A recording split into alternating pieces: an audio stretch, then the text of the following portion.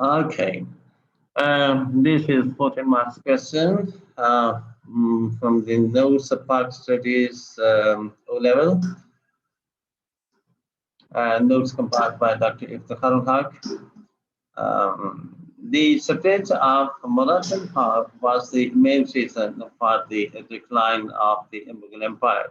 Do you agree or disagree? Give reasons for your answers. Now, this is 14-mark question. So you see when you have to agree or disagree, this type of question is usually 14 mark or explain. When they say explain, then also becomes almost 14 marks question. So answer to this is, again, I must read the question. Marathans power was the main reason for the decline of the empire. Agree or disagree? So answer is, Marathans were the militant Hindu community concentrated mainly in the southern Indian state of Maharashtra.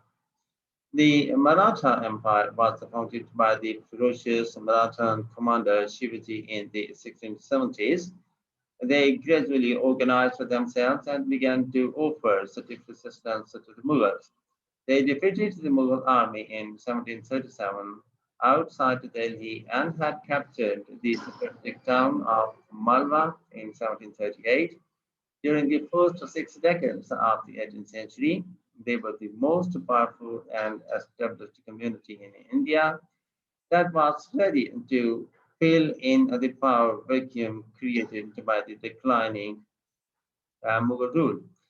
Successive Mughal rulers found it almost impossible to check the rapidly growing Maratha power. Aurangzeb spent about 25 years in the Deccan, repeatedly and desperately trying to eliminate the Marathas. On his return, he found the state treasury almost empty, and this added to his difficulties. However, the mighty Mughal rule did not decline due to the Maratha factor alone. Historians also blame the prejudiced and intolerant policies of Aurangzeb, who adopted strict measures against the non-Muslims.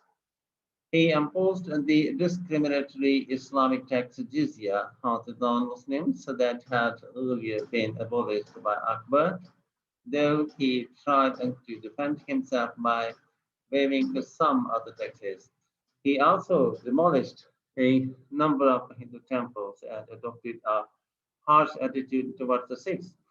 Being a staunch Sunni ruler, he banned many activities such as painting, music, drinking, gambling, and dance that had been part of the Indian culture and society. He also tried to ban the Hindu custom of sati, burning a widow alive on the cremation ceremony of her husband, on the cremation of her husband.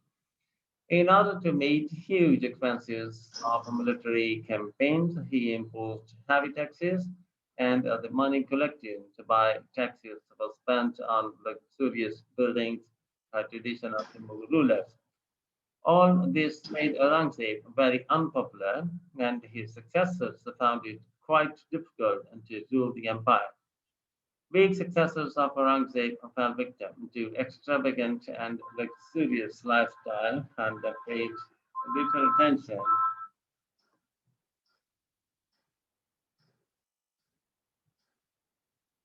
paid little attention to the defense and consolidation of the empire. They became morally corrupt and comfort-loving and could not overcome the difficulties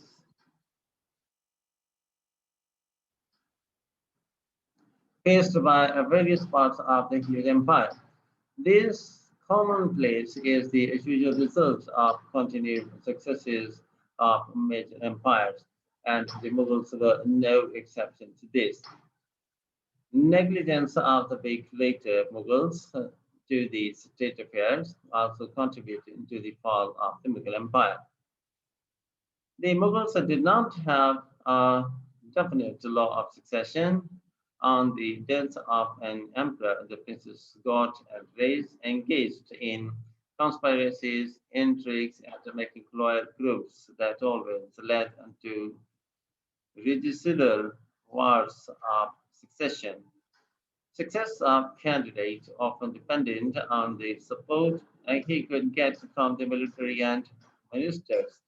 Thus, state resources were wasted on mutual fights instead of public welfare and defense of the empire.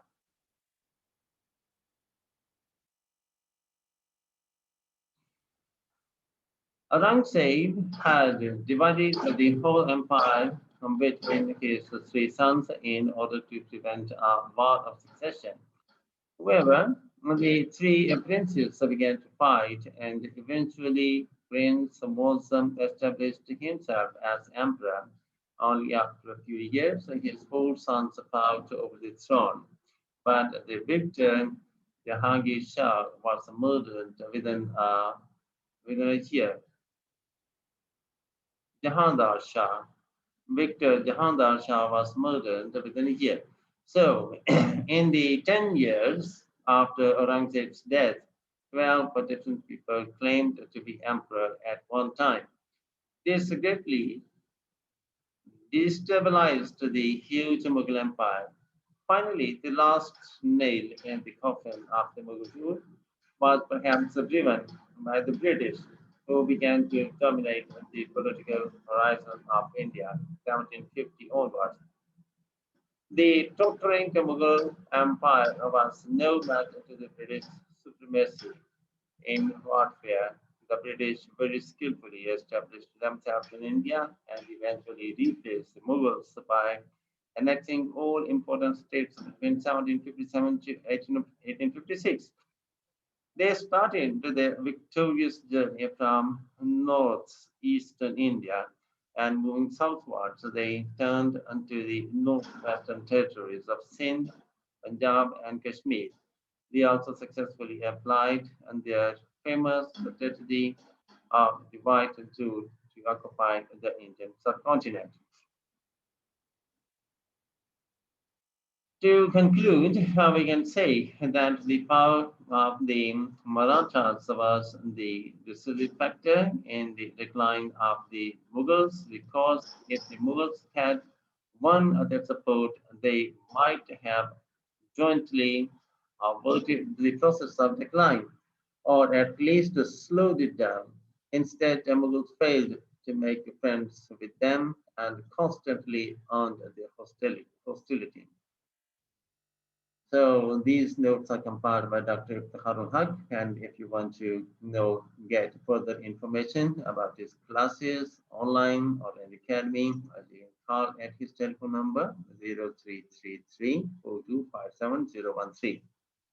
Thank you for watching. Have a nice time. Goodbye.